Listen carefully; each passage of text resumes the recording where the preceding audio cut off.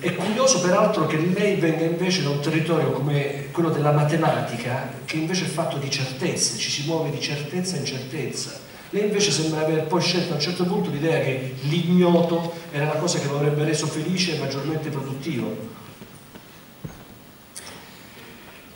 Yeah, as I said in the beginning, of course, it's kind of, this is Heidegger, in fact. Stepping in the unknown is really the step to do. In Sartre, but it comes from Heidegger. But yes, he applied it also on Adolf Hitler. So he was also with the whole people stepping into the unknown. I mean, that Nazi nation was not knowing where it was going. You should, basically, that is interesting. Anyhow, going back to the film, I feel that if you don't know, you get creative, and you have to, and if you are, you have to be afraid a little bit about things. If you're too, let's say, too sure about yourself, then you do exactly what you have in mind, and that's really not the best way to make a movie. Perhaps a very science fiction movie, yes, you cannot do it differently because everything has to be thought out before, the storyboards have to be calculated money-wise, so you have no freedom at all when you do a movie like, for example, Starship Troopers. It has to be done exactly like you have in your head. And I felt that doing it this way put me on another track, and I would hope that I could do that again. You know, I think it is also working with this technique of the two. We had two. The new Ariflex, the Alexas. So I was always using two cameras, two booms, and shooting everything in an improvised way with a more movement than I would normally allow for.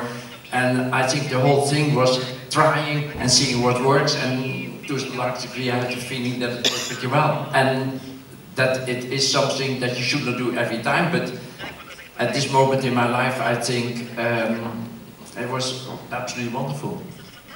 Volevo chiedergli una cosa, se ha mai avuto un dubbio rispetto alla produzione di questo modo di lavorare così innovativo e rivoluzionario, se magari nel corso d'opera c'è avuto un dubbio che questa cosa non potesse funzionare e se eventualmente la produzione avesse un piano B per la serie, questa cosa non funziona, bisogna chiuderla in un altro modo. No, there was no alternative plan, and during most of the production I thought it would not work. I was really, it was very hard sometimes to believe that we would be able to structure this thing and come to an ending, you know. What happened with the audience, and that's the main problem, I think. If you do something again, you should probably protect yourself against that or give better guidelines. But the audience continues on the same track. And they are not thinking about the fact that the movie should be 30, 40 or 50 minutes. They're thinking this movie can be 10 hours. So they continuously add new scenes, new characters, new this, new that, and it drives you absolutely nuts, basically, to structure, you know, so to make sure that at 50 minutes the movie is over, you know, and you're not in the middle of a story. And that was anxiety-provoking because there was nobody else than say Robert and me that could pressure the audience to look for the end of the movie as they were at least writing them, let's say, party 4 of the 80s. Then halfway the movie we should at least know where we were going, and they were not thinking about that. And so we had a meeting with all the writers and all the directors, and I tried to explain that we should move towards an ending, and they should think about structure and what was still what should be developed or should be, etc. And it didn't help in any way. So I think ultimately, I think Robert and I, with let's say, with help of course of the producers, we also felt that something had to be done. We then, for the latter part, we were pushing the audience into a more structured situation. We did. Insomma, mi sembra di capire che a un certo punto c'era diventato quasi un gioco erotico questo di continuare a raccontare questa storia. Peraltro, se qualcuno le dicesse che è vero che nella sua filmografia c'è una costante tendenza verso la sfida di qualcosa di sconosciuto, ma se qualcuno le dicesse che in quasi tutti i suoi film si ha l'impressione che lei ci dica questa cosa, che seguire il proprio desiderio è qualcosa di fino in fondo, è qualcosa di minaccioso, eccitante e pericoloso, lei cosa direbbe?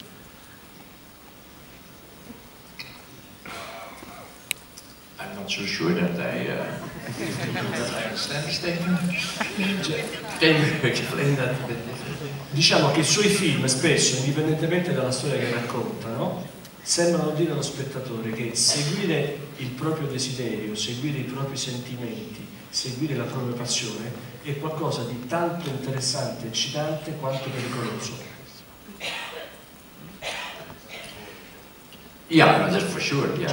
But then, of course, I mean, a lot of that comes from Hitchcock theory. I mean, trying to keep the audience interested, and that means that you have to keep yourself interested, so you have to do things that are different than you thought, and you have to break the rules and go into different directions. Then that seemed to be I mean, there's a lot of stuff in that movie where you think it goes this way and it goes that way, and there's an enormous amount of ambiguity, but that we really wanted, and on top of that I think it's pleasantly amoral. Volevo chiedergli una cosa rispetto a un piccolo dettaglio del film che credo ogni appassionato di musica avrà notato, la presenza dei Rammstein. Da che parte sono arrivati i Rammstein ad avere un ruolo nel film? Because of me. I'm a big fan of Rammstein. Me too. Me too.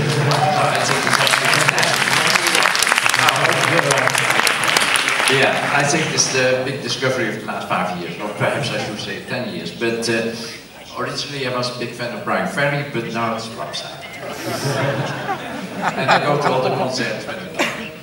And it's absolutely marvelous. I saw it in Los Angeles, I saw it in the Netherlands, and yeah, I think people think it's only, but it's more lyrical than a lot of people from the outside world basically can see. I think it's very, it's harsh and it is tough and but it's also lyrical. Ma il versante Starship Troopers che le piace dei Rammstein?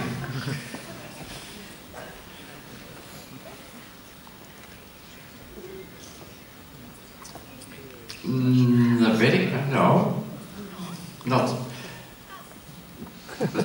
I'm not so sure that I was thinking about Rammstein. I think the first time I was really thinking about using Rammstein in a movie was the movie afterwards, which is probably not the best movie I did, but it was Hollow Man, and then I found out, and I had proposed Rammstein then on the soundtrack in the background, in the scene, and then there was, at that time, there was this shooting at the universities and whatever in the United States, and it turned out that the guy that did it basically was a fan of Rammstein. And so the studio forbid me to use Rammstein, because they were afraid that that would be bad for the movie. And so this is the first time that I could use Rammstein, and I did, but whenever I come back I could, yeah, here. And I made all these people fans of Rammstein. But Starship Troopers, I'm not so sure that Rammstein played a part already there in my life. It's probably from 2000 about.